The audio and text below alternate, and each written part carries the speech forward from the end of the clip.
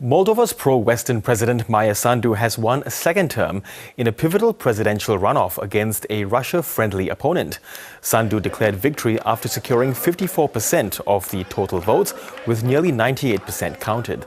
The race, though, was overshadowed by claims of Russian interference, voter fraud and intimidation. The result will be a major relief for the government, which strongly backed her candidacy and her push for closer Western ties on Moldova's path towards the European Union. Now, there were allegations, as I mentioned earlier, of Russian meddling in this election. What's the basis of this accusation? What's Russia been accused of doing? Sure, good to be with you. Well, it was on a number of levels. We visited a major polling station yesterday, and everything was calm, well-organized, professional, although voter turnout did seem a little bit on the low side. But further away in the countryside, where there's greater economic disparities, also in overseas voting posts, in Europe, for example, there seemed to have been quite a bit of manipulation, intimidation, that sort of thing.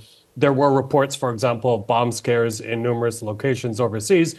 There were also allegations of Russia organizing Moldovans to travel to neighboring countries and to vote there as well. The other kind of background story to this, what the Russians have done to constrain the pipeline of overseas voters in Russia, where there are a lot of Moldovans, is to only have a very small number of polling stations. And like Ukraine, Moldovan embassies abroad are not well resourced, so it's very difficult for them to process high numbers of voters.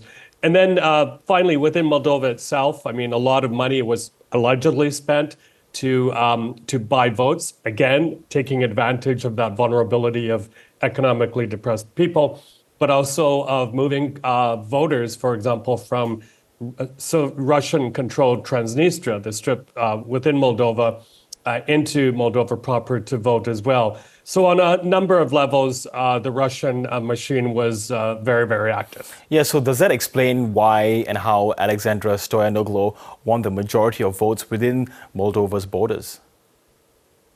Well, I think what you're seeing is the bigger picture happening in Moldova, where there is polarization going on. And believe me, this is a dry run for 2025 when we're going to have parliamentary elections in Moldova. I think it'll be very close.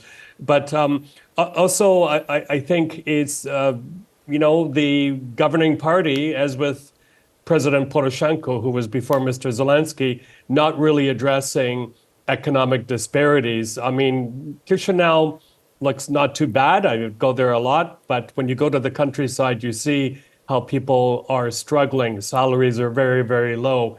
Moldova does not have a lot of resources to address these things.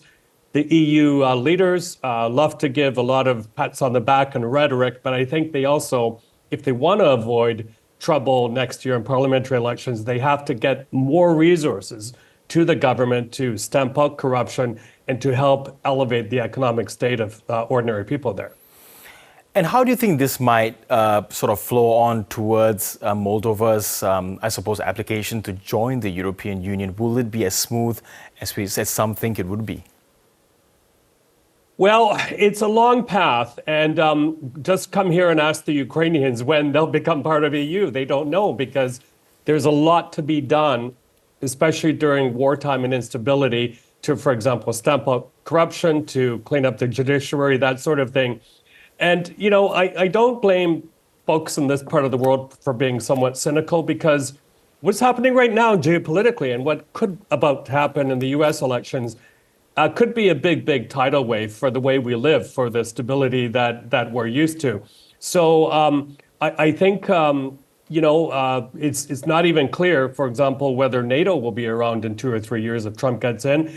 And as far as the EU goes, Girish, is that when you have people like Mr. Orban in Hungary just taking advantage of vulnerabilities and trying to get bribes from the EU in order to vote a certain way, you can't blame people here for being a bit cynical when it comes to EU membership and what it might look like in the future. And of course, where you are in Ukraine, the president there, Volodymyr Zelensky, did welcome the result. I think the reasons are pretty obvious, I suppose, in the context of the war with Russia. Yeah, it's Ukrainian eyes were definitely trained on Moldova this weekend, and a big reason for that is that strip of Russian-controlled territory in Transnistria. There were some theories that if the vote went to the opposition, Ukraine could try and secure its borders further by making a move on Transnistria like it did on Kursk. Of course, that never happened. But it does. I mean, the vote. Let's be honest. With the EU vote and with this vote, they were very, very close. And I think it shows the huge Russian machine at work, the manipulation. And when it comes to the EU and other bodies that fight Russian disinformation manipulation, they are way, way behind in terms of what the Russians have put into it, resource-wise and also time-wise. So I think this should also be a wake-up call. What happened in Moldova, what happened in Georgia, in terms of the growing influence the Russians have through media and also non-traditional channels. Yes, and how much was the Russian machine at work in Georgia? I mean, the results coming out that the Moscow ruling party has won the elections there, but the global market research and data firm Harris X says that result is statistically impossible. So what's going on there? Well, yeah, it is hard to believe. And when you consider the number of Moldovans out on the streets, I believe there's going to be another big protest tonight. But about a week ago, and in the run-up to the parliamentary elections there, you've got to wonder what's going on. And, very respected media institutions and observation bodies did see a lot of voter fraud, a lot of intimidation. And I've got to say, I was a bit surprised at the statements of the international observer missions, including the OSCE, of which I used to work for. They seem quite muted and out of sync in terms of what foreign journalists saw, in terms of what opposition leaders were claiming as well. So that makes you wonder what's going on there as well.